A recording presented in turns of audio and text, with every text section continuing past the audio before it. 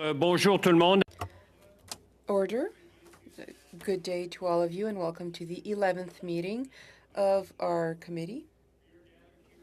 On the unceded territory of the Algonquin Anishinaabe.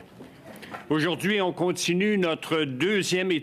Today we are continuing our second study on the effects of housing shortages on the Indigenous peoples of Canada. President Herb Layer from the Métis Settlements General Council. We have Vice Chief Richard DeRocher of the Meadow Lake Tribal Council. And we have Stan Delorme, Chairperson of the Buffalo Lake Métis Settlement. Je voudrais vous rappeler des exigences. I'd like to remind you all about the Board of Internal Economy physical distancing and masks.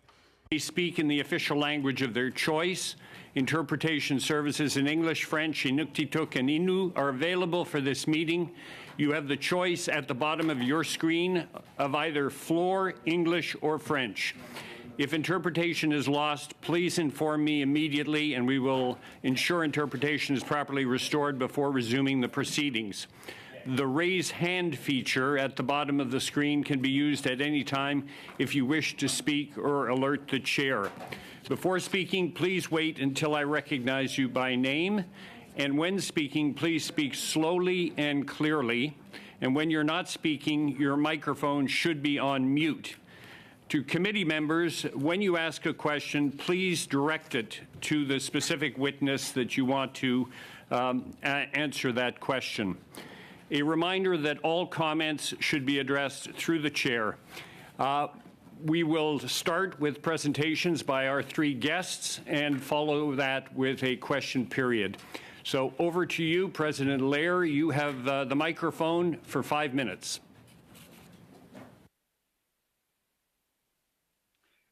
Thank you, Mr. Chair and members of this committee for the invitation to speak today.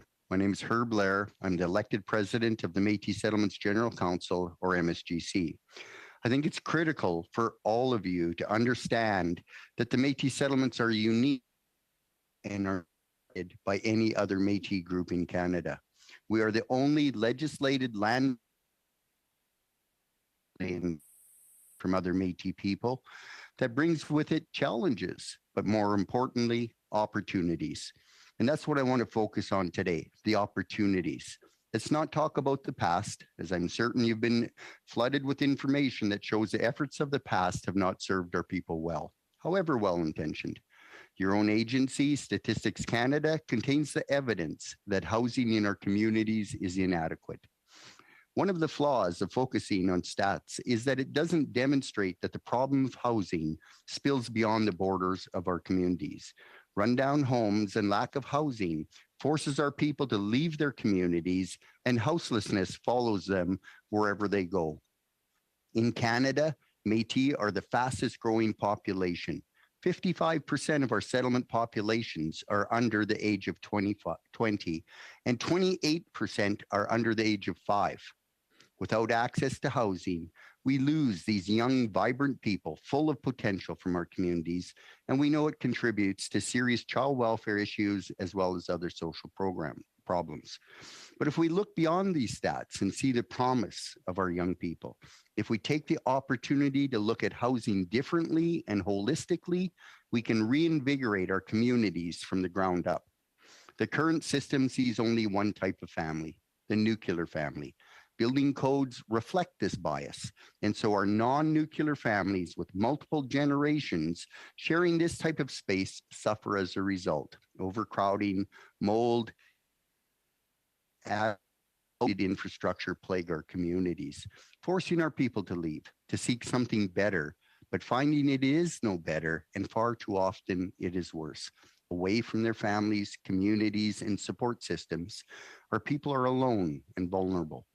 Our communities have always been forced to address housing in the most reactive and cost-efficient ways, and very often in times of crisis, because the existing housing was not designed to withstand our remote, rural, extreme environments. The result of which is that our people are living in trailers and modular homes that were supposed to be a Band-Aid until something better came along, but nothing better has. I'm here to ask for the chance to plan our homes and communities using new technologies that better align with our traditional values. We want to have the latitude to have Métis homes built by Métis people. We want any funding provided for housing to include funds for capacity so our people can train to build these new culturally relevant and sustainable homes. We not only want long-term homes that our people deserve, we want to stimulate our community's economies in ways that tap into the existing skills of our members, but also recognizes the potential of those young people who haven't yet chosen a path. New agreements and programs must recognize the true cost of building homes in remote rural communities. We need to be able to stock materials to take advantage of bulk buying and having materials at hand when they are needed.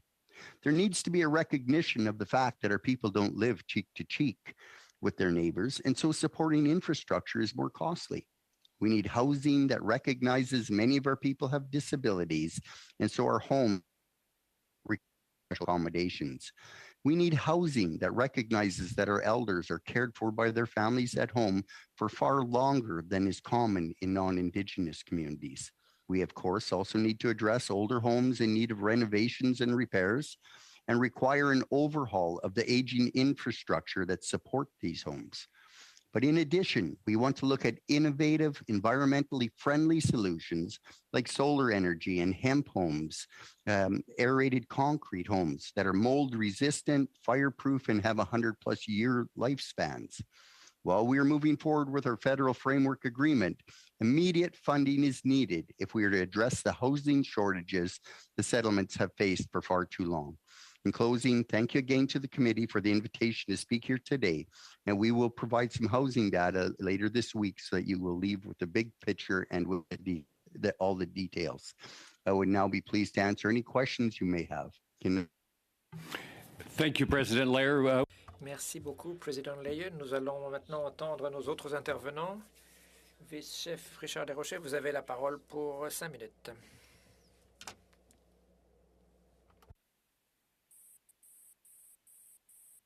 That went to French on me, and it was supposed to be English. I got interpretation of French. So, good afternoon, everyone, and thanks for the opportunity to speak before the committee. And to Mr. Lair, a wonderful job on your presentation. First of all, I am the Cree Vice Chief of the Meadow Lake Tribal Council. The Meadow Lake Tribal Council is in northwest Saskatchewan. We comprise of 9 First Nations, 5 of which are Cree and 4 of which are Dene. Land base, we take up just about all of northwest Saskatchewan. We have a population of about 16,000 people, and the growth in our territory, the different growths of different communities is very different. Some communities are growing economically, some are not. Some are growing in wellness, some are not. So I serve a wide variety of where people are at in their communities. I want to talk about housing specifically in regards to budget. In the First Nations, I was a counselor in Flying Dust for 18 years and a band manager for 4 years. So I know my particular First Nation, a Cree First Nation, a Flying Dust First Nation, had the same budget for over 30 years in housing. That is one issue that we have. There has been no increase other than the indexing that we get from budgets in housing for the last 30 years. I believe Flying Dust is around just under $300,000, and their insurance to insure their homes is about $180,000 a year, which leaves you approximately $100,000 to $110,000 to build or renovate. And I'm sure that all other First Nations in the territory, in MLTC territory, are no different. So that leaves us with a definite problem. How do you accommodate housing situations in our First Nations when you're building with $110,000? Remembering the area that we're in Northwest Saskatchewan. The cost is about 20 to 30% more than in Southern Saskatchewan for building. Even as close to where I am in Meadow Lake, Saskatchewan, the cost is about 20 to 30% higher. Now, the average house to build in Northwest Saskatchewan is about $230,000, and that's for a 3-bedroom bungalow. So you can't even finish off a house with that. And how do you also look at your renovation list? Our houses are depleting, no monies to put them into the way housing should be. So the chief and councils of those communities are very boxed in housing. There also is another huge impact on housing with the new bills that are coming in, like the Bill C3 and the different membership cases that have been presented by Canada and put into the First Nations. Our population is growing not only because of normal population growth, but because of new members coming on to the First Nations, either by the grandmother clause or any other membership new membership cases that come in. So that's even makes the situation harder because now there's new members with expectations of on-reserve housing because that's what they see. And then it puts more pressure on the chief and council. I want to talk to you about overcrowding as well, too. Overcrowding in houses. The average home in the Meadow Lake Tribal Council is 7.9 people per house. Some communities, like I'm going to use Flying Dust because I am from there and I'm very familiar with the numbers. Flying Dust is 2.2. Flying Dust has quite a good housing program, but the shortage is still there. That only means that the houses that we do have only have 2.2 people in them. And that's mainly because of small families and because Flying Dust made what we call an elders lodge, which houses 10 elders in single dwelling units.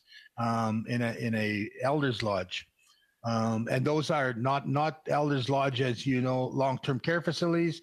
They are more level 1 and 2, where they can look after themselves. They're looked on frequently by the nursing staff and family visits. Overcrowding, as I indicated, just over 7.9, I believe the number is, at people per home. This creates mental wellness problems especially for our teenage children. In a normal house, when the young adolescents, the teenagers, get into an argument with their parents, which happens, we all know that happens. All of us that are parents, they get into a little scuffle with either brother, sister, or their parents. In a normal house, that individual gets to go into their bedroom and sort things out and get their thoughts together. In our homes, that's not possible. You're sharing rooms, sometimes 2-3 children to a room, and maybe 2 teenagers to a room, which doesn't give them that space to get their thoughts together. What happens in this case? Them young people leave the home frustrated and mad and go look for other options, which usually leads to alcoholism, drug addiction, and seeking friends, and sometimes gang related. That's the reality of being in northern Saskatchewan and having no place to get your thoughts together. That's one that is that Mr. DeRocher, I'm going to have to ask you to wrap up now. Okay. For options, CMHC seems to work fine for the communities that want to use CMHC. And it gives the opportunity for low-income housing. It gives the opportunity for families that want to live on reserve. I've got some families that pay $1,200 a month on reserve, that the First Nation mortgaged a house. And with the economy, that $1,200 a month is a lot of money for the economy in northern Saskatchewan. So I see for an option to have more CMHC housing in our communities. And once again, going back to my original, was the the 30 years non-increase of budgeted in housing in First Nation country hasn't increased in over 30 years, which causes problems. With that, I'd like to thank the committee for giving me the opportunity to speak this afternoon. Thank you. Thank you, Vice Chief DeRocher. We'll now go to Chairman Stan Delorme. Mr. Delorme, you have 5 minutes.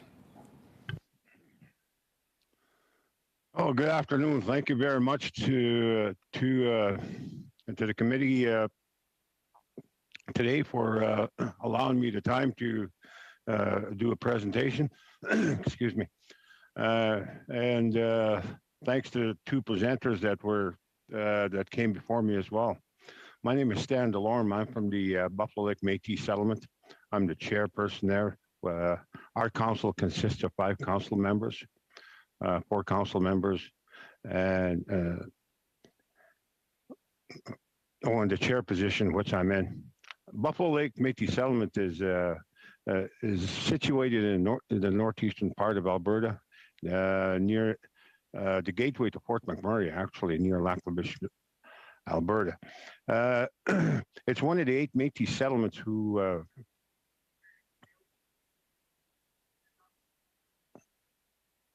it's one, like I said, it's one of the 8 Métis settlements, and we're unique to Canada.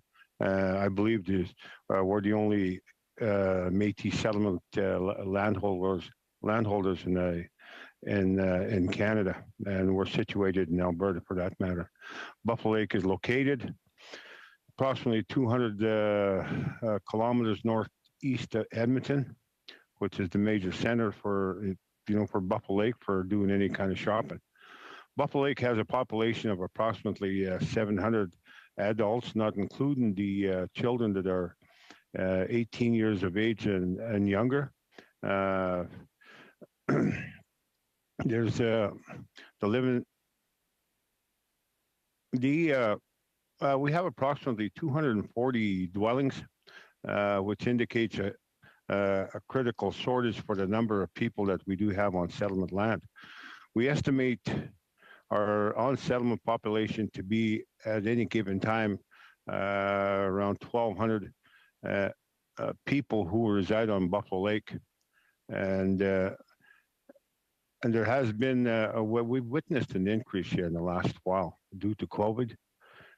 Families wanted to move home. Some would like to move back, but unfortunately, there's a housing shortage, that prevents them from doing it.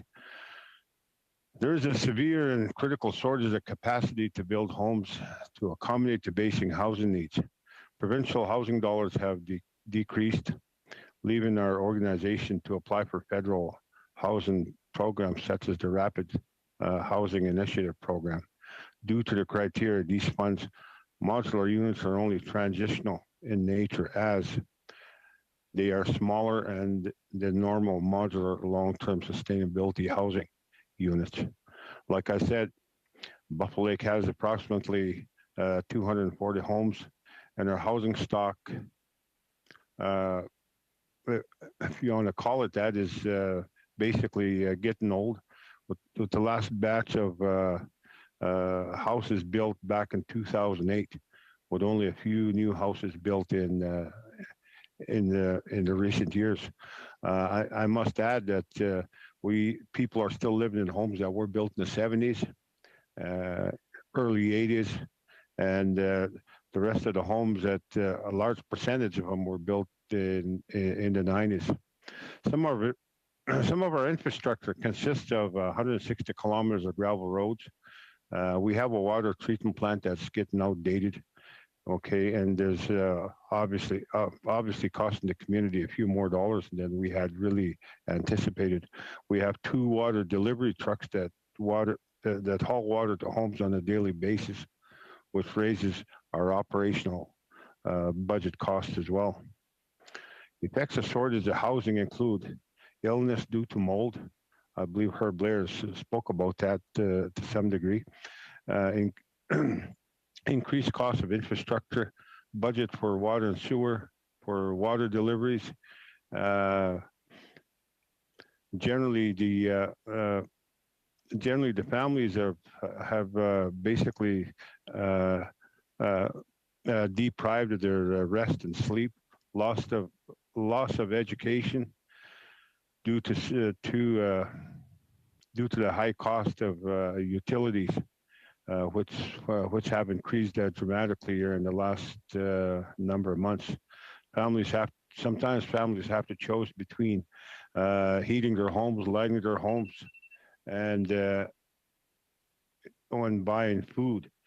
Our population is young. We have young families with 1 and 2 children living with their parents and sometimes their grandparents. These are multi-generational families. We also have seniors who are at risk of being homeless. We have to find alternative available, such as living, recreational. Pardon me, let me repeat that. We're finding that any alternative available, such as living in recreational trailers over the winter months and hooking up to power in their families' yards. Buffalo Lake Métis Settlement held a housing consultation with our members back in July 2019 and received feedback on our housing. The feedback relayed the need for housing for single families living with their parents and grandparents, and of the seniors who lacked housing and are homeless, meaning that some of the homes that they had to move out of were not proper living accommodations. We have some generational families living in one home. For example, one family has 13 people living in it. Can you imagine having 13 people in one 2 to 3 bedroom bungalow? Such as there's grandparents, parents, children, and grandchildren all living in one home. We are currently Mr. Delorme, if I could ask you to wrap it up, please. Okay, alrighty. We have currently 40 people on the housing list, on the waiting list. Affordable housing is a need in our settlement. Our settlement is largely a low-income community, and compared to many Canadian Indigenous communities, our unemployment rate amongst our young people is high, as many of the young people have not moved out of their parents' homes, and some have gone to college and universities to begin their careers because of the high cost of living and education, and with the lack of education dollars. The young people can't really afford to leave, so therefore they just basically stay at home with their parents or grandparents. I have more here, but I can probably squeeze them in with the questions that the panel has got here right away. With that, thank you very much to the committee for hearing us out here today. Thank you, Mr. Delorme. We'll proceed with the first round of questions. We'll start with Ms. Stubbs. Ms. Stubbs, you have 6 minutes. Thank you, Chair, and to all the presenters who are here today. I will focus my questions around Métis settlements. I'm so grateful that Stan and Herb can be here today. As Stan mentioned, Métis settlements in Alberta are unique in Canada, 8 of them in total, and half of those in Lakeland. And I'm pleased, too, to be joined by our NDP colleague for the day, many of whose relatives and friends I represent and proud to represent.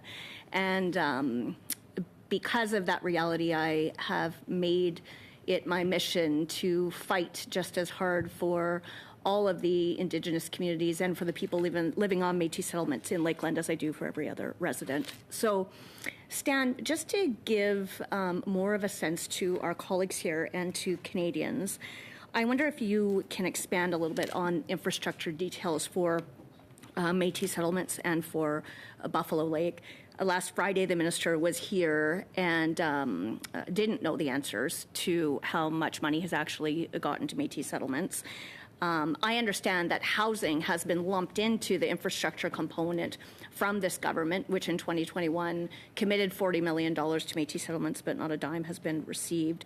So could you give a sense about what is your annual infrastructure budget and how much you actually received from the federal government this year? And also touch on how revenue is generated in your community. Thank you very much there, Ms. Stubbs. The infrastructure that you're talking about, we look at it as two categories. One of them is basically building roads and adding on to our water treatment plant is the one infrastructure budget we do have. We don't have a housing budget as such, but our annual infrastructure budget runs around $1 million per year. And how much did you receive from the federal government for infrastructure this year or last year? We haven't received any infrastructure dollars from the federal government, other than the grant that we applied for through the provincial programs that are available. And do you have the capacity within the settlement to build homes, or do you have to bring in outside contractors? We do have the capacity here to build homes. We've trained tradespeople in years gone by. We've got the capacity to build a home, but the capacity to install utilities such as the electrical part of it, the power lines, as well as the natural gas lines. Well, we don't have the capacity to do that yet, but the tradespeople we can provide in the event that we do have a housing program. So if governments would ensure that the big announcements that they make about dollar amounts actually got to local communities, that could create jobs too. To give even more of a sense of the unique challenges that your council faces, Stan, would you comment on economic activities in Buffalo Lake?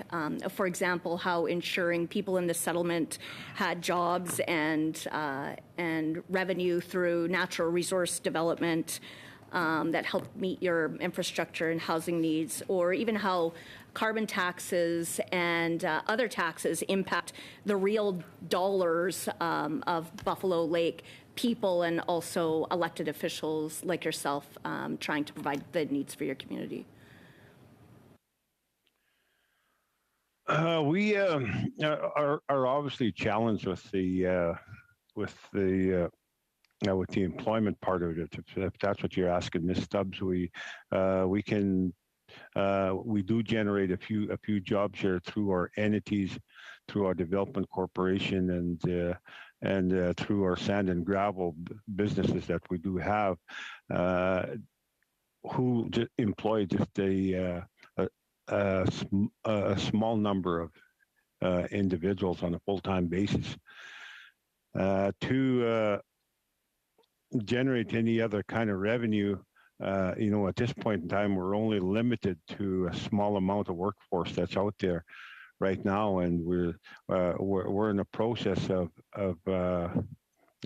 trying to get into the oil and gas business.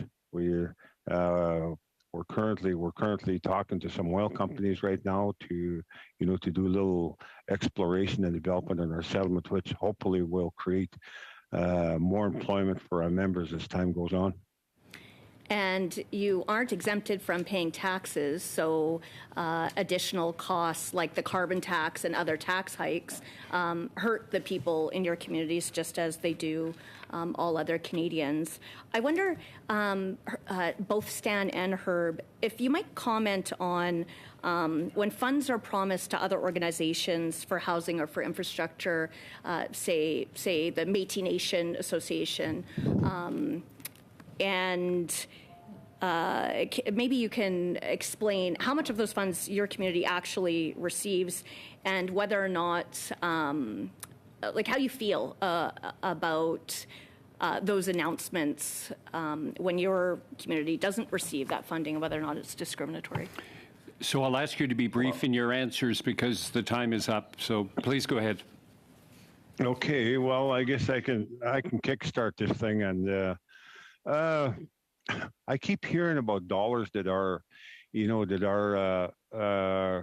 provided to these nations, the Métis Nation, the Métis National Council, and those kind of organizations. But as land-based people, Métis people such as us that own their their own land, have not been provided any kind of funding, have not got a share of whatever the Métis Nation of Alberta might have been provided with. So therefore, we're left holding the bag as far as any kind of dollars coming into our community is concerned from the federal government and its processes.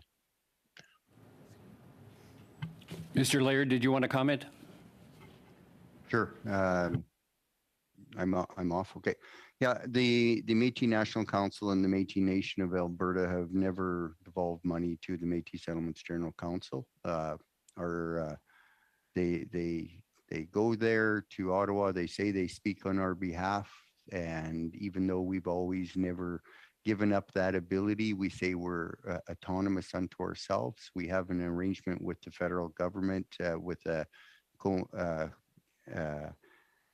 framework agreement that we've signed, and because of COVID, we haven't been able to pursue it, but it was just the national organizations really that have received any funding, as far as I know, other than I heard Northwest Territory Métis did sign a new deal and are getting funds as well now. So we're hopeful that we will change that. Thank you, Mr. Laird. Thank you, Ms. Stubbs. Ms. Atwin, you have 6 minutes. Thank you, Mr. Chair, and thank you to my fellow committee members and to Chairperson DeLorme, Vice Chief DeRoche, and President Laird. Thank you so much for your time today.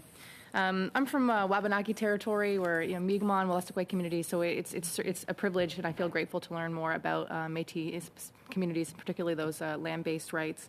On December 17, 2018, the Métis Settlements General Council signed a framework agreement with the Government of Canada. And the framework agreement provides for a negotiation process with a view to, among other matters, jointly develop a government-to-government relationship between the Crown and the Métis Settlements General Council that advances reconciliation between the governments. One of those priorities for negotiation includes exploratory discussions around the unique needs and the existing structures dealing with housing on Métis settlement lands. So for President Laird, since the signing of the framework agreement, what progress has been made, if any, on the priorities of Métis Settlements General Council and specifically those around housing? Nothing at this point in time from the federal government when it comes to the housing component. This has actually been the first move that we've heard of anything to deal with it. We did deal with infrastructure a little earlier, but again, that really didn't fall under the auspices of the framework agreement as well. COVID, of course, stopped a lot of the conversations that were supposed to be transpiring, and we did get some COVID relief funds to our communities, of which General Council took 1% and made sure that less than 1% actually, that 99% went to the communities. Thank you very much. For Chairperson DeLorme, through the Rapid Housing Initiative last month, the Buffalo Lake Métis Settlement was allocated $4.3 million for funding for housing for vulnerable residents in particular. Could you share with the committee the plans for the funding, the rollout, and the allocation process? Well, I'll tell you. Am I on now? Yep. Well, thanks for the question. First of all, I must say we're not only grateful for the dollars that have been provided for the transitional housing program, which is greatly needed here for our settlement.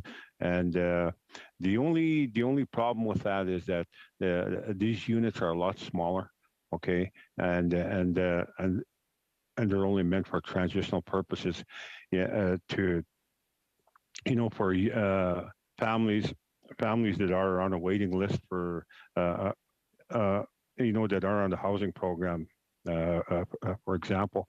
And it's obviously welcomed with open arms. We're just in the process of not only building the units, but hopefully we'll have some here within the next month on Métis settlement land. And we're looking to utilize that housing program to its fullest, obviously, and hopefully we can provide those families after they settle here in Buffalo Lake through this program and help them out into bigger and better homes. Thank you very much. And for Vice Chief DeRoche, you mentioned an Elders Lodge, and we've heard a lot from communities about the needs around senior care in particular and culturally responsive care. So I'd just love to hear more about the process of setting up your Elders Lodge and how it serves your community. Thank you. Sure. Thanks for the question. Our Elders Lodge was started with a partnership with Habitat for Humanity out of Lloydminster, and it was a 10 apartment complex, and the Flying Dutch ended up doing it by themselves because Habitat for Humanity were going to come to the table with some donations, and that didn't fruit. But Habitat for Humanity heart was in it 100%. And they stayed with us right till the end, but we took all of Flying Dust First Nations' own source revenue to build that 10-apartment facility. Unfortunately, general public didn't donate as we thought they would to the project. So what it is, as I indicated, is a home for people over 65 that still have the ability to look after themselves. I may have a bit of issues health-wise, and we have our nurses and our health staff go in mostly on a daily basis to go check on the elders and such. But the majority of that, in fact, all of the money came from own source revenue and Flying Dust First Nation. Mm-hmm. Thank you. Thank you. And we know that there's also the federal government supports housing the best that we can, and there's certainly also a role to play for own source revenue and for communities. But I know there are barriers there as well. So perhaps to President Lair, if you wanted to maybe address that, what kind of barriers exist to increasing own source revenue or for funding opportunities for housing in your community? It's quite massive. I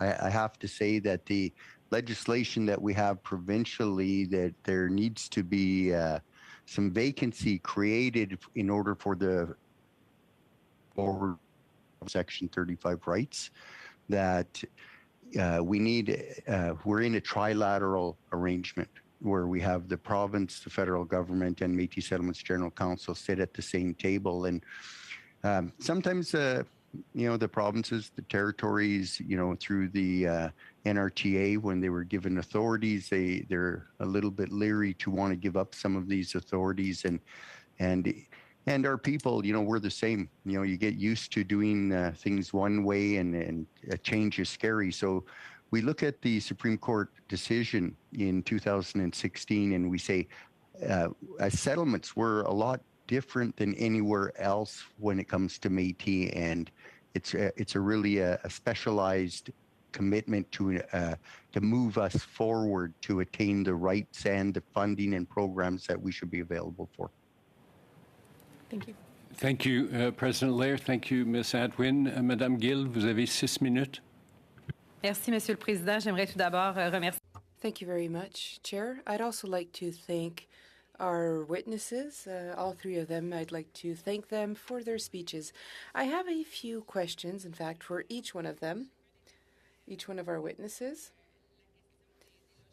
First of all, with regard to housing, I know a few of you already talked about costs, about the fact that we are in remote areas, that there's a lack of people to build the housing, and so on and so forth. About a week ago, we spoke with ministers, and we were being told that this was being taken into account in the price to build homes in remote areas. In other words, it's more expensive to build in remote areas. So I'd like to know what you have to say about this, all three of you, because I know it's not necessarily the case everywhere. So I simply want to hear your point of view more specifically, so that obviously you can have housing that works for you and that meets your needs.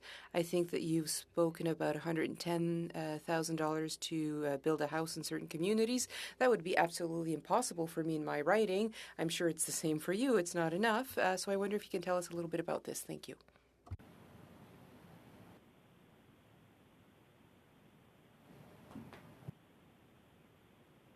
Who is that directed to?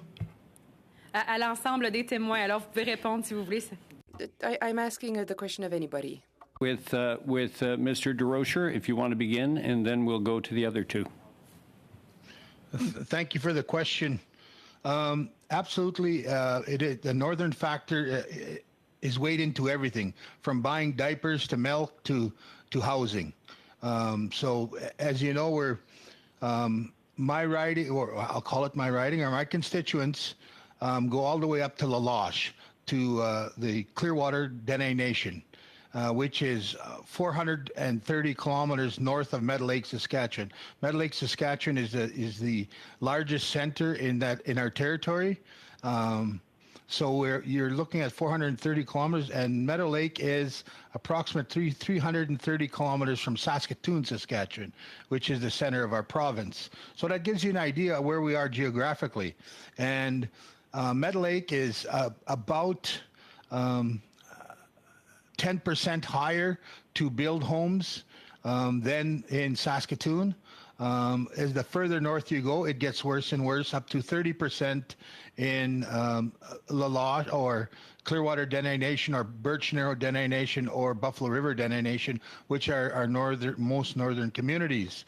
So, and as well as English River, which is the end of the road on at the other side of our area.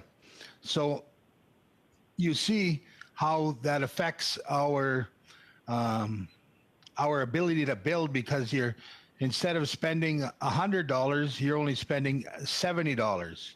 So that gets you to, and the average home in Meadow Lake is about 200, and I indicated 220,000 to build a plain 3-bedroom bungalow. So times that by 30%.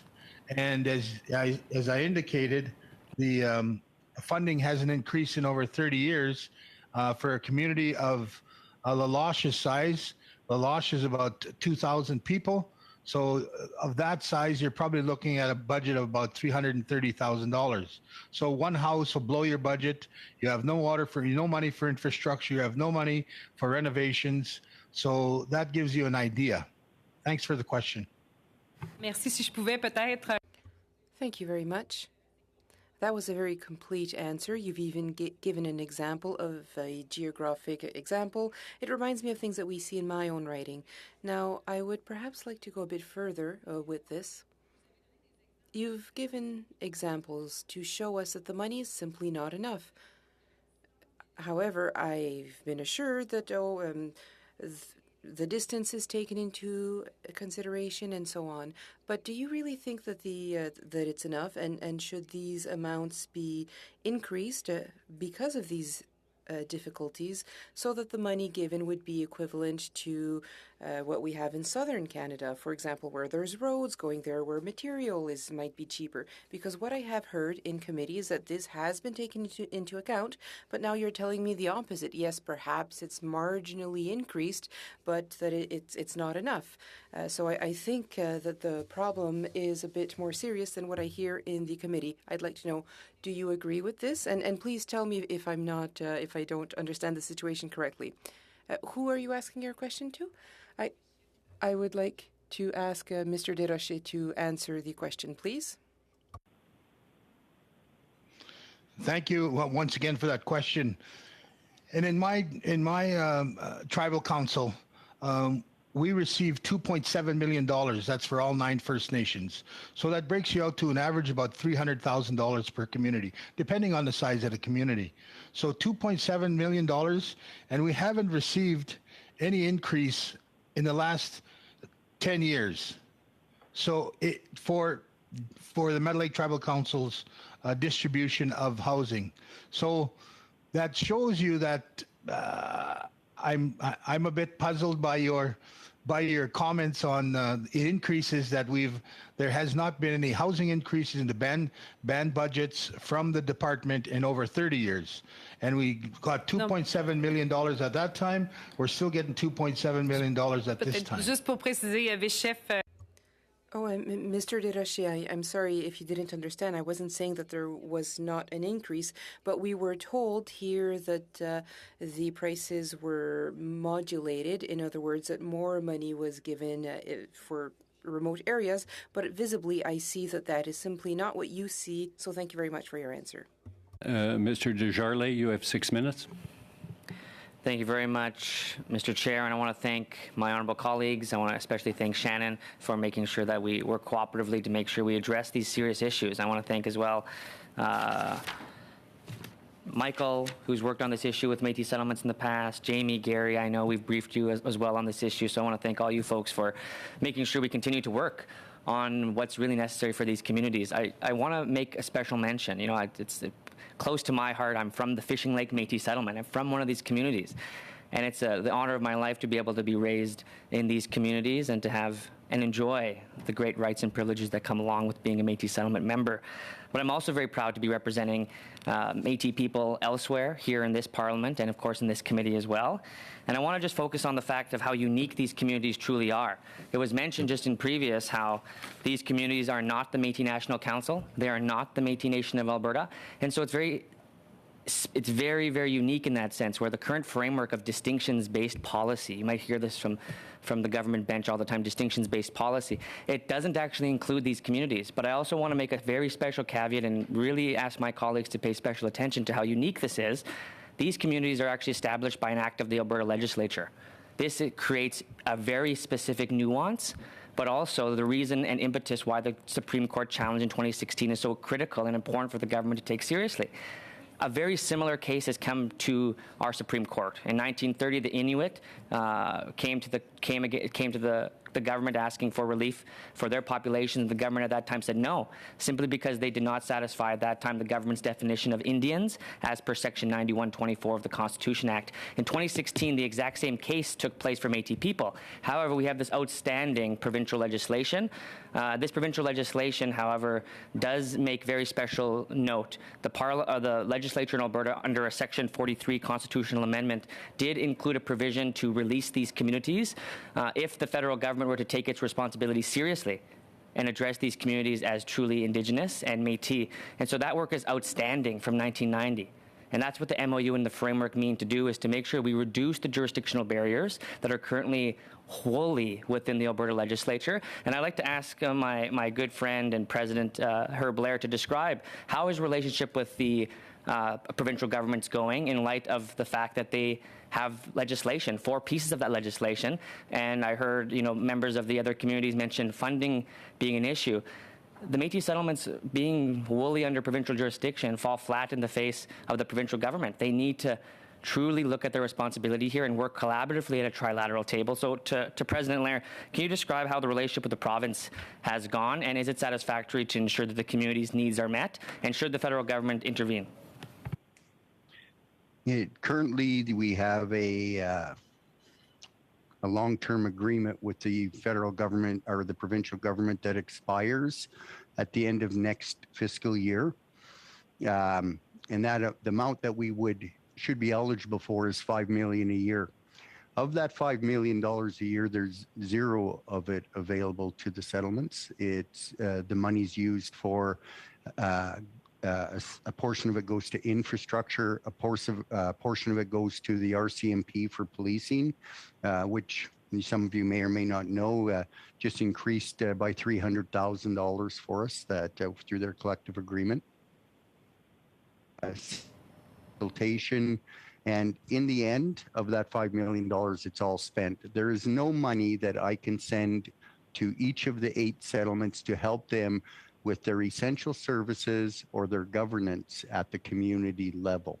That That is part of the problem that we have right now. There was a change in Alberta put forward by the government of Alberta, which was called Bill 57, where it made changes to even the ability for us to get access to our own funds, which we call a future fund.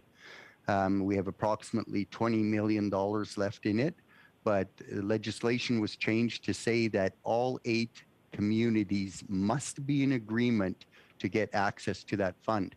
So generally, historically, we only needed 6 settlements in favor on a financial matter like that for an FAP, and the provincial government changed it to 8.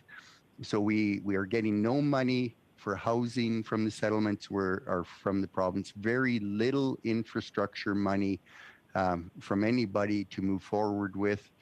And we are getting no governance or essential services money from the province at this time. Thank you very much, Mr. So Lair. you have 1 minute. Sure, thank you, Chair. I'd like to spend this minute really focusing on this issue, Herb, if you might be able to elaborate for us. So the reality is, since 1990 to today, the provincial government has had a tremendous influence and almost exclusive jurisdiction over the Métis settlements, and has that relationship in many ways, in your opinion, as president, been able to satisfy the needs of the Métis settlements? Quickly. I think that it was the best deal that our people could cut at that point in time, and that now, with the 2016 decision through Powley and through the Supreme Court of Canada under Daniels, that there isn't money available in Alberta for us, and we have to move federally. And in fact, we're in a very precarious position if we don't get access this current fiscal year. Thank you very much, Herb. Thank you, Mr. Desjardins. Committee members, we're squeezed for time because we have to be out of here by 5:45 at the latest, but I would like to try to squeeze in a quick second round. Mr. Vidal, you have 3 minutes. Thank you, Mr. Chair. 3 minutes and so many questions. I'm going to be really brief here. Sometimes I think people in the Ottawa bubble can lose kind of the perspective of people of what I call on the ground. So I really appreciate all of the witnesses being here today, because I think you offer that perspective of people that are dealing with it on the ground every day. So thank you for being here. My first question is going to be for Vice Chief DeRocher. In your role, you talked about representing 9 First Nations in the Northwest region of Saskatchewan, and you talked about some of the differences kind of the conditions of the states of housing in even the 9 First Nations that you represent. Just on a fundamental level, can you kind of talk about what, in your opinion, is driving some of the differences? What's kind of the key drivers to some of those differences? Definitely economy, Mr. Vidal. We're for instance, Flying Dust First Nation, which butts up against Meadow Lake, Saskatchewan, the biggest center in our territory. They have opportunity for an economy there. So that First Nation has a little brighter chance of challenging the housing issues that we have. As I indicated, we have young people paying $1,200 a month in Flying Dust for rent, although they're only making $16 to $18 an hour, which takes up about 45% of their income just for rent, just to live on the reserve in comparison to the city of Meadow Lake. You see the further north you go, the economy opportunities aren't as great. They're remote communities. The only employment are through the First Nation, or else through people going across to northern Alberta and living away from home for 2 weeks at a time and being home for a week. Those are the opportunities that are available in northern Saskatchewan. So it's based on economy, of course, and I always speak of building our own economy. Thank you, and I don't want to cut you off, but again, time is limited. So one of the solutions that I'm hearing from you is to create more opportunity in some of the northern remote areas and take advantage of some of those opportunities to create the ability for people to be part of a prosperous economy, participating in a prosperous economy, which you've seen in your own local First Nation of Flying Dust. Is that a fair conclusion from what I'm hearing from you? That's very fair, as well as the ability to have more CMHC housing. And now I caught on to the lady's question beforehand. We did get an increase of 10% of all the First Nations CMHC in our riding, but we do need an economy in order to make affordable housing work in northern Saskatchewan. One last really brief question, if the chair will let me. I'm sorry, we're tight. I tried. But Sorry, good Gary. try. Mr. McLeod, you have 3 minutes. Thank you, Mr. Chair, and thank you to the presenters today. A very interesting discussion.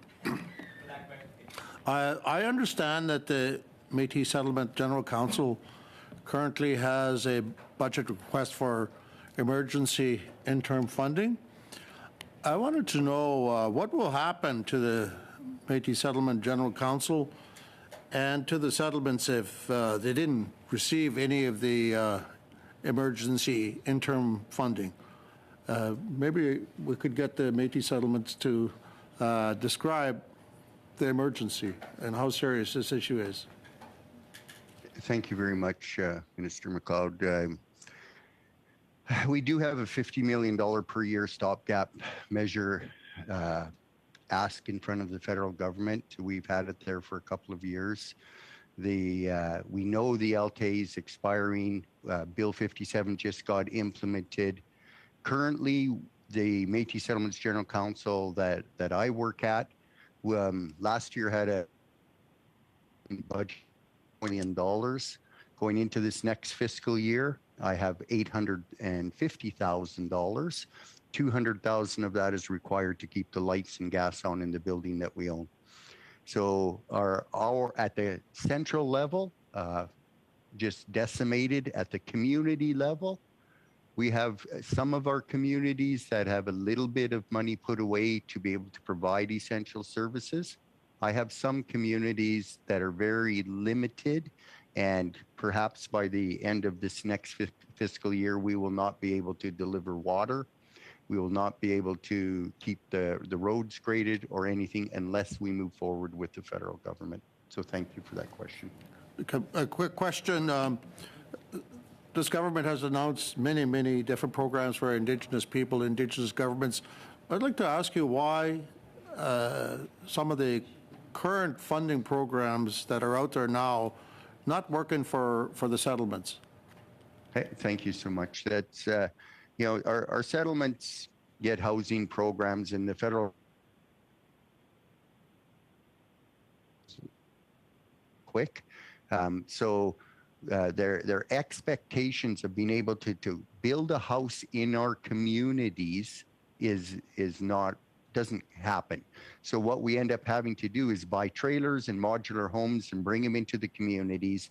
We lose all economic opportunity of constructing, of getting our people to feel like they're part of it. And all we are doing is stimulating the economies of municipalities around us and not truly helping the people in the community with a mechanism that could do two things, two prices for one, right? You get an economy and you get a home. Thank you. Thank you, Mr. McLeod. Madame Gill, vous avez 2 minutes. Merci, Monsieur le Président. Thank you very much, Mr. Speaker. I know that I've already spoken a lot with Mr. Desrochers, so perhaps I can ask questions of Mr. Lear and Delhomme. Perhaps the same question. I'll remind you of what my question was about different funding and potential increase of funding. I say increase, but does this cover all of the increasing costs, for example, higher costs for materials and transport and so on? So Mr. Lear and then Mr. Delhomme, please. So Mr. Delorme, do you want to have a go at that question? Sure. Thank you very much for the question. The experience that we've had here is last couple of years, for sure, is the high cost of materials, the high cost of delivery, the high cost of everything, and the high cost of fuel basically factors in there as well.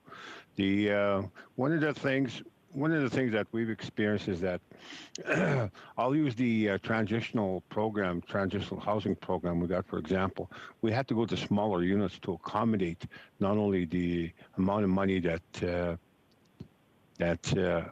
was provided to us by way of this grant. Why I say that is the other costs factor in as well. The water and sewer part of it, okay, factors in. The utilities factor in. Those are costly to install, and as well as putting a road into the sites or driveways, I should say. Those are all costly. So when you're looking at the costs, it's very it's very high as far as the cost is concerned, and therefore we're forced to go to smaller units. Merci, Madame Gill. Mr. Thank you very much, Ms. Gill. Thank you very much, Mr. Chair. And I want to read an excerpt from the Alberta Constitution Amendment Act so that everyone understands an outstanding constitutional obligation on behalf of Alberta. So it begins, whereas the Métis were present when the province of Alberta was established, and they and the land set aside for their use form a unique part of the history and culture of the province. And whereas it is desired that the Métis should continue to have a land base to provide for the preservation and enhancement of Métis culture and identity, culture and identity, and to attain self-governance under the laws of Alberta, and to that end, Her Majesty in the right of Alberta is granting title to land to the Métis Settlement General Council. And whereas Her Majesty in right of Alberta has proposed that land, so granted, be protected by the Constitution of Canada. Dramatic pause. But until that happens, it is proper that the land be protected by the Constitution of Alberta. So we have an outstanding constitutional obligation on the part of the province of Alberta here. It's massive. You know, when we look at, for example, Manitoba, they had an outstanding obligation to the Métis. They went to court for it in 2013. 1.4 million acres of land at the Supreme Court was decided that they must return that to the Métis. In Alberta, we have a job here as parliamentarians to make sure that Alberta's constitutional amendment under Section 43 is actually adhered to. Albertans have fought hard to recognize the Métis people. Métis people have fought hard so that Canada can recognize them. And I'm proud to be the first member of a Métis settlement ever elected to this place. And I'd be remiss if I did not ensure that this constitutional imperative is understood by Canada, and that we do true action to make sure that this land is protected by our Constitution and the highest law. And so to President Herb Blair, do you have any comments on the Constitution and your desires to see our lands protected by the Canadian Constitution? Thank you very much, Blake. And that was the dream of our elders that signed this deal with the province that we're currently under, was that this deal would be a stepping stone. And the way the elders talk about it is they wanted two horses pulling the cart, the provincial government and the federal government working concurrently together for the greater good of and the continual dream to have our land protected by the Constitution of Canada. Thank you very much, Mr. Desjardins. On behalf of the committee's members today, I'd like to thank President Herb Blair, Vice Chief Richard DeRocher, and Chairperson Stan Delorme for your presentations, for answering our questions, for giving us your insights. This will help us a great deal as we work on the study with respect to housing in Indigenous communities. So thank you very much for being present today. To all the committee members, we're going to suspend for a minute or so as we move to the second panel. Thank you.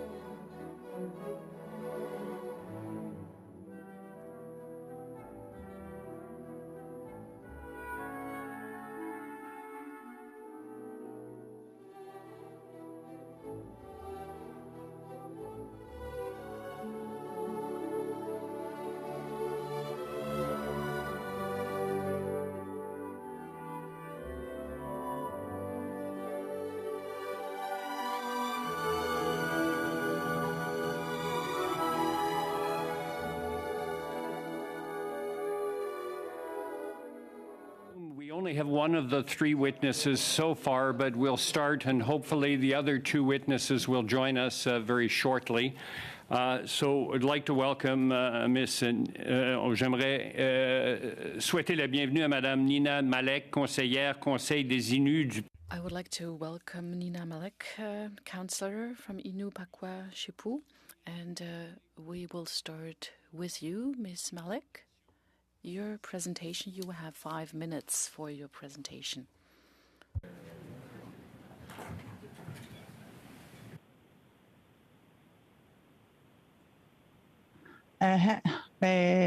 Mateo te we ha huit machi no manano.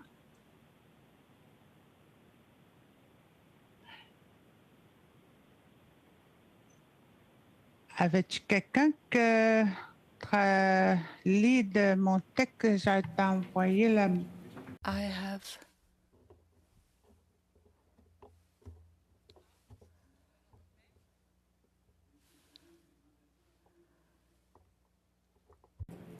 Oui, OK, allez-y, on vous écoute. So if you have a presentation or some preliminary remarks, we hear you now.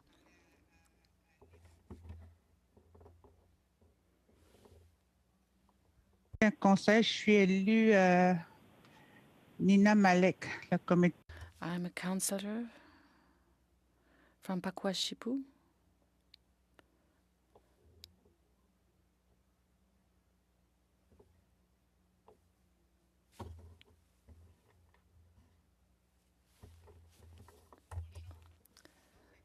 I am Nina Malek. I'm a counselor. I'm from Pakwa Shipu. We are an Innu community in a region of the lower North Shore, close to the St. Lawrence River in Quebec. It would probably be worthwhile mentioning that Pakwa Shipu is located on non-ceded territory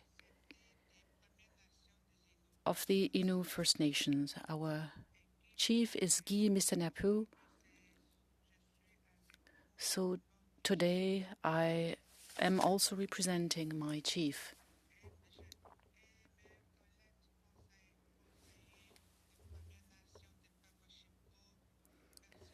Thank you for giving me the opportunity to share our perspective, the perspectives on such an important topic as the impact of the housing shortage on our people. Our community has 400 members. The vast majority of us live in one community, and we have a very young population. Nearly half of our members are younger than 25. We are a remote region. We are 500 kilometers away from Sept-Îles, and we're also quite isolated because there is no road connection with the rest of the province. Our village does not have the status of a reservation.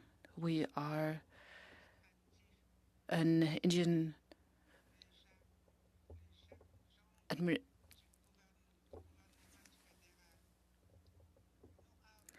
we have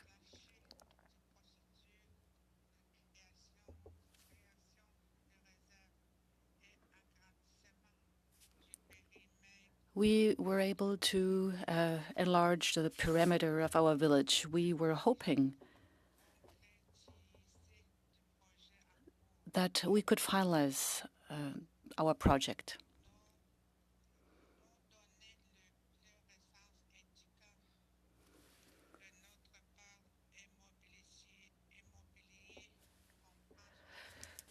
We have about 170 residences in our 1.5 people live in each house. So we have an above-rate housing occupation, which is 3.2 in the province of Quebec.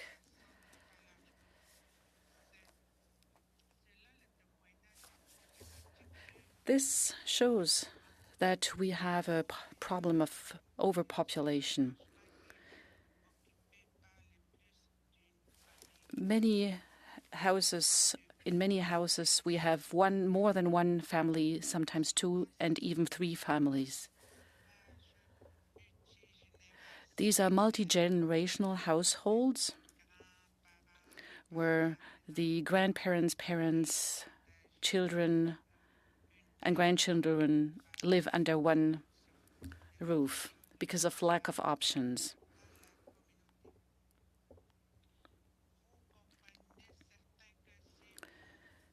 You will understand that if we have an average occupation rate of 5.1 person per house,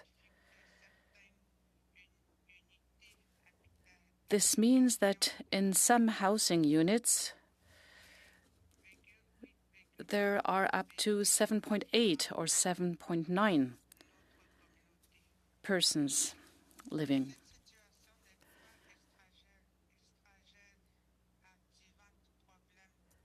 This is not a new problem for us.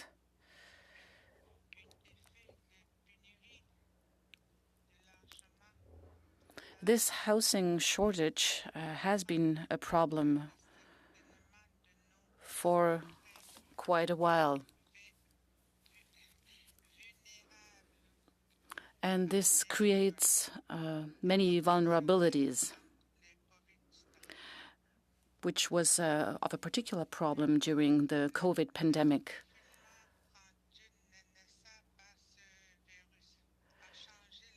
Lockdowns have really changed the lives of our members, as it was the case elsewhere in the country.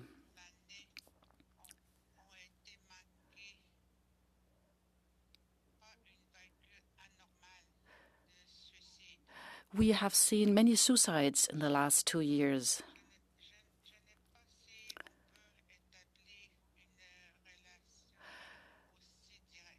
I don't know whether we can actually establish a direct relation to our housing crisis. However, we need to recognize that we've had a very high level of suicides in the last few months.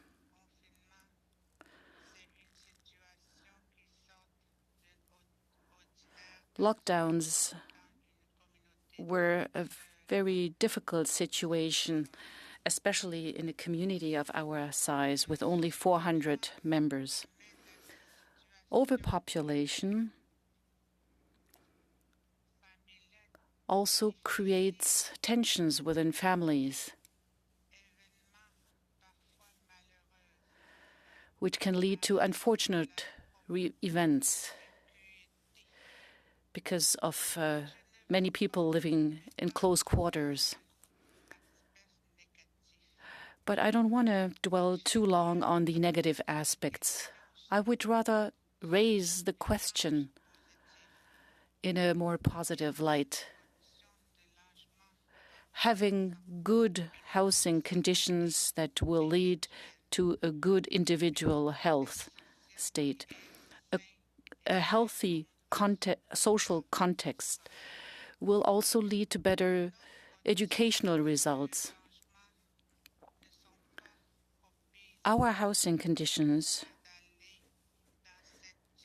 unfortunately, do not allow us for these positive outcomes.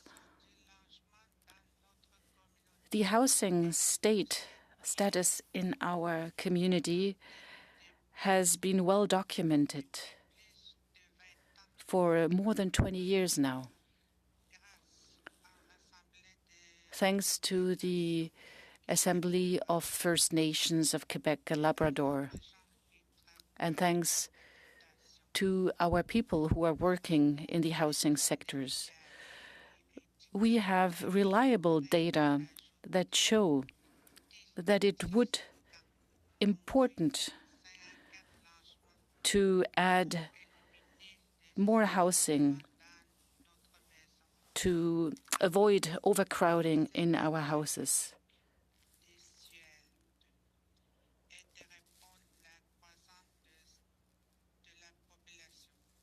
And we need to take into account that our population is growing. Ms. Malik, I would like to ask you to come to a conclusion. Have you nearly concluded your remarks? Yes, nearly. Thank you.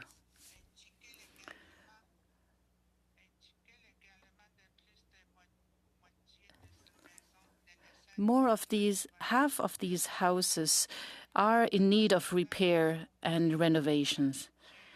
And then we also have infrastructure problems, public services. So it's about $22 million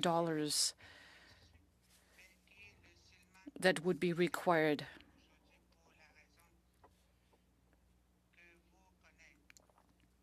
But I guess this is not new to you. A better budget would allow us to build, well, our budget allows us to build 2 houses, but we would need 10 houses. Well, thank you, Ms. Malik. We would like now to turn to questions, and we now also have Innu translation. So when you will answer our question, you will be able to speak in your language. We are sorry, but now we have translation in Innu. So, Ms. Clayton, who should be with us very shortly, Alvina Paul will not be with us. There was a miscommunication of some sort, so we really only have 2 witnesses. We can start now with the questions. I don't know whether you had intended, you were looking for the other witnesses. I know Madame Gill would be interested in asking questions. Peut-être si vous voulez commencer, Madame. Maybe, Ms. Gill, if you want to start, you have 6 minutes for your questions. Yes, of course. Thank you, Mr. Chair. Thank you for your testimony. Please don't hesitate to interrupt me if I'm talking too fast. So you have said that you wanted to be positive in your testimony. I'm very happy and very proud to be able to welcome you here with my colleagues at the Standing Committee on Indigenous. Oh, I'm sorry.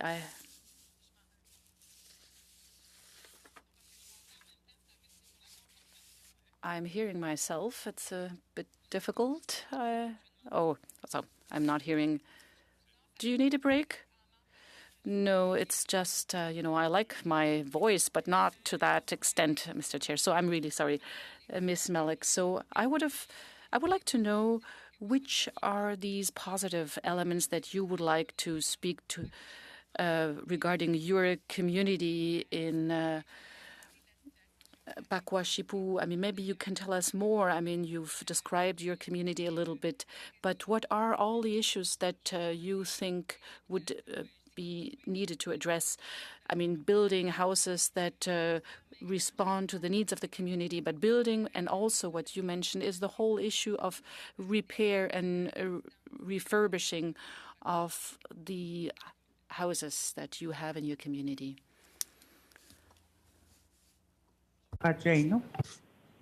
Oui, vous pouvez, Madame Malek, vous pouvez... Yes, you can speak in, we have a translator.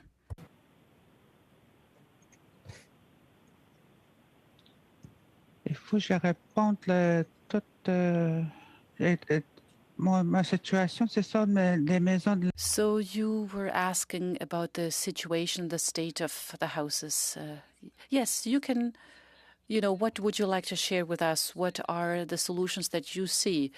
So please just mention what is important for you.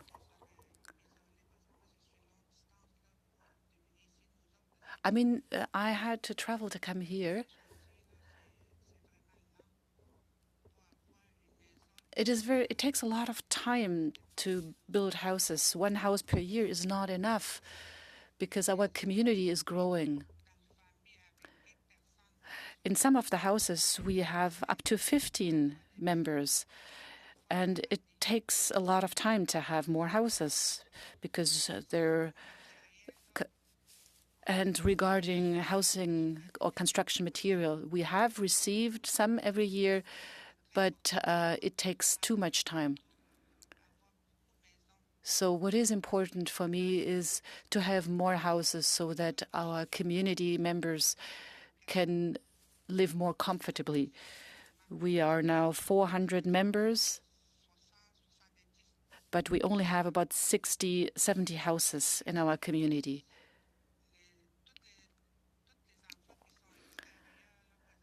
And we also have some children who are studying outside of our community.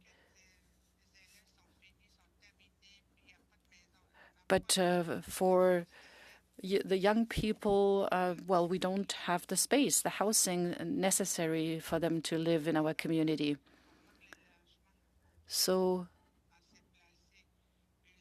we don't know also where to house the university or college students who are studying outside of our community but who come back to our community. So it is now high time for us to find housing. So there are 10 to 12 people who'd like to come back to our community, but we're lacking housing. So students who have been finishing their education outside of our community cannot come back, even though they would have wanted to come back to work in our community and to start a family.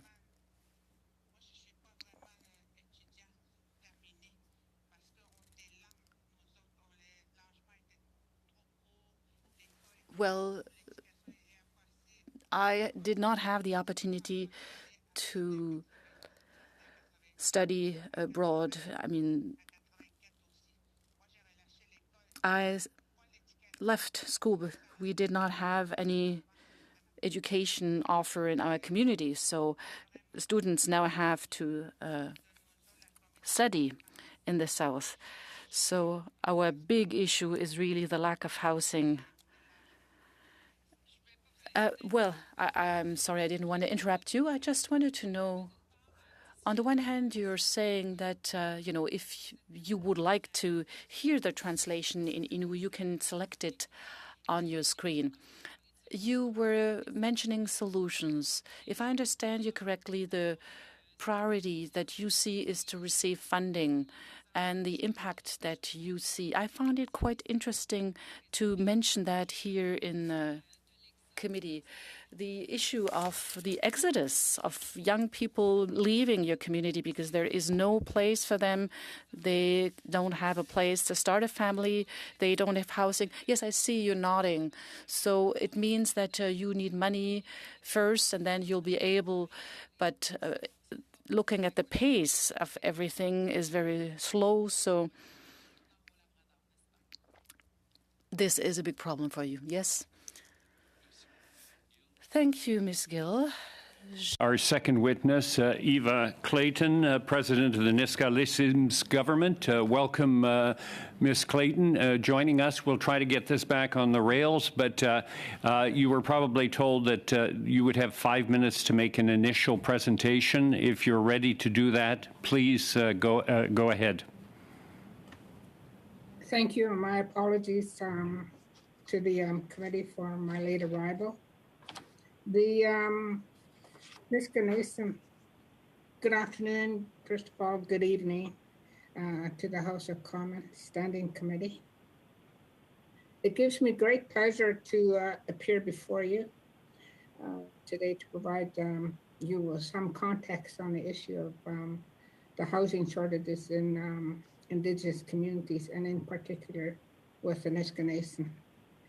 By way of background, I'm here as the president of Nisga'a government, representing the Nisga'a. The Nisga'a will be celebrating its 22nd year 22nd anniversary since the event. Ms. Clayton, sorry to interrupt you. We're not hearing you very well. Have you selected microphone on your screen? Because I think you're coming through the computer as opposed to the microphone.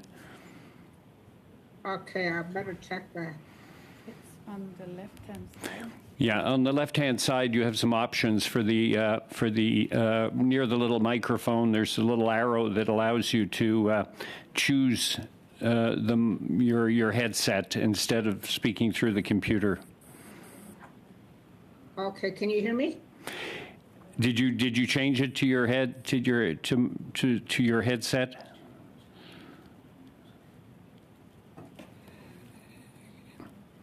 Can you hear me? Well, we can hear you, but not very well, and it's difficult for the translation. So on your screen, do you see the microphone, little symbol of the microphone at the bottom of the left side? Yes, I do. Well, beside that, there's a little up arrow. If you press that button, press that arrow, it gives you choices about which microphone you are using. At the moment, you're not using the headset microphone. You're using the computer microphone, and it doesn't come through very well. So if you press that, it gives you the choice of choosing your headset microphone.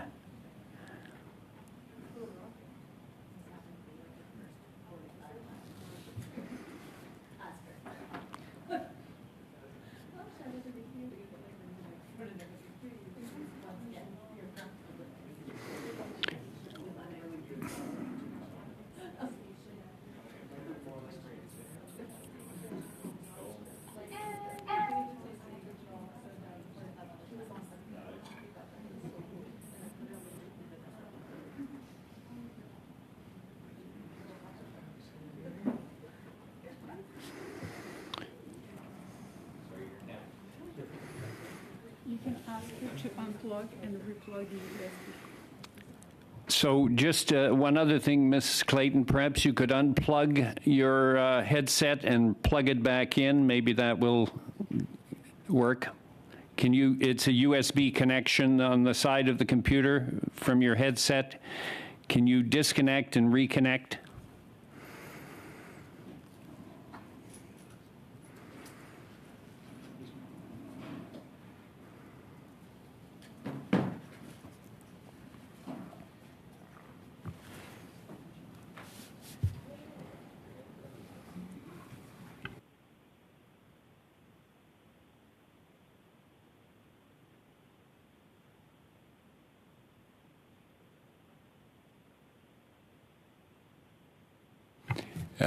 We see you speaking, but we can't hear you now.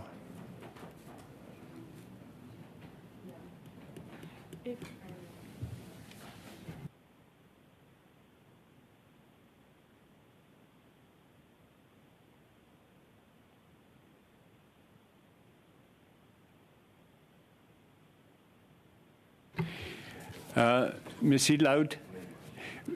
We're going to have somebody call Ms. Clayton from the IT people to see if we can resolve this. But in the meantime, would you be interested in asking Ms. Malik any questions? Sure.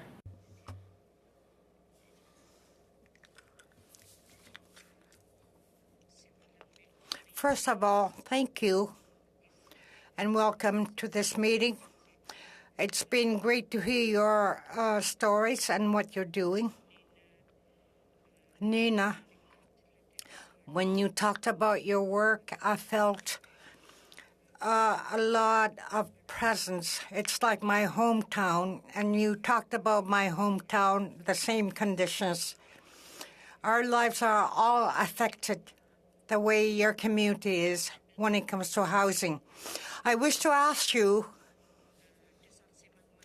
how did you hear about, what feedback have you gotten from your nation members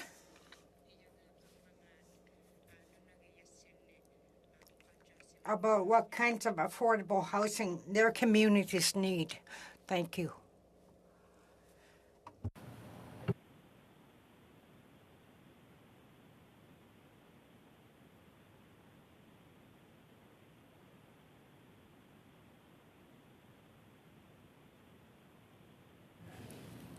Alors, Madame Malek, est-ce que vous avez entendu la question?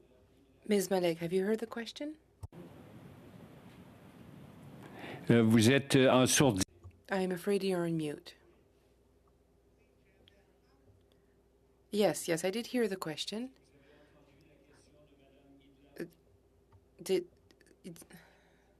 I'm sorry, I don't understand what you mean.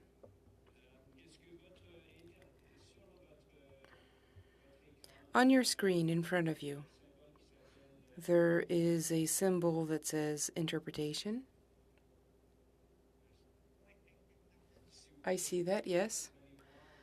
If you click on it, you'll see that you have options there.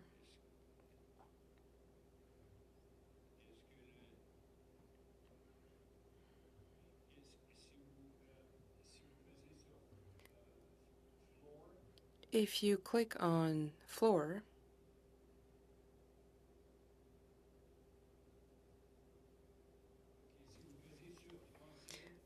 so if you click on français, on French, And please, Madame Idlaut vous pose une question. Thank you.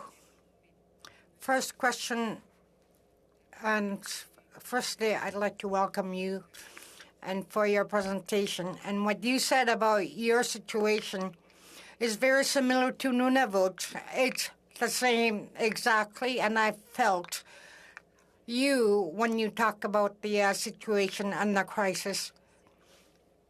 What feedback have you gotten from nation members about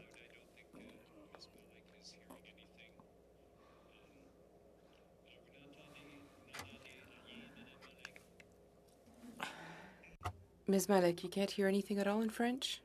You can't hear the French. Interesting. Pardonnez-moi, Monsieur le Président, est-ce qu'il y a Is there interpretation towards Innu? I had asked that at the beginning. Ms. Malek, can you choose Innu?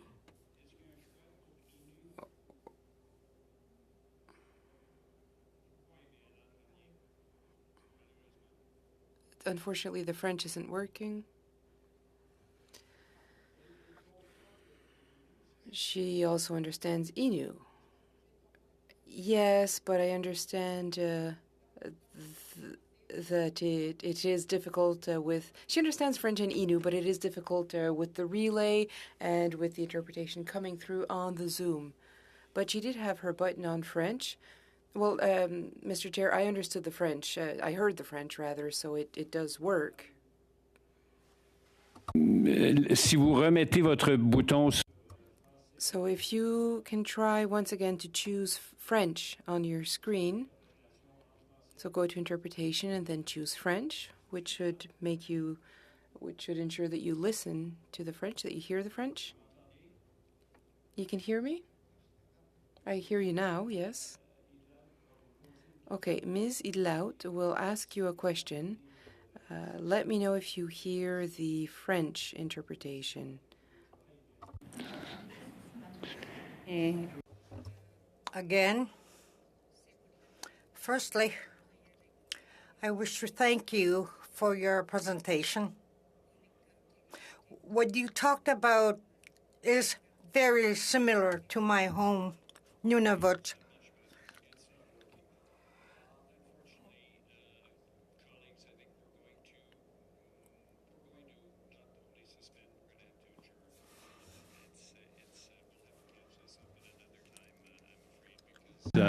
We're having difficulties on both scores, so... Et pas-tu en anglais? Alors, Madame Malek, merci beaucoup pour...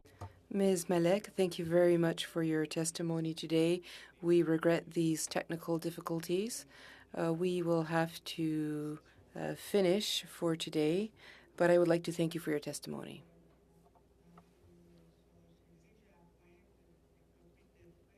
I did send a paper document. If you'd like to look at that, it has more information.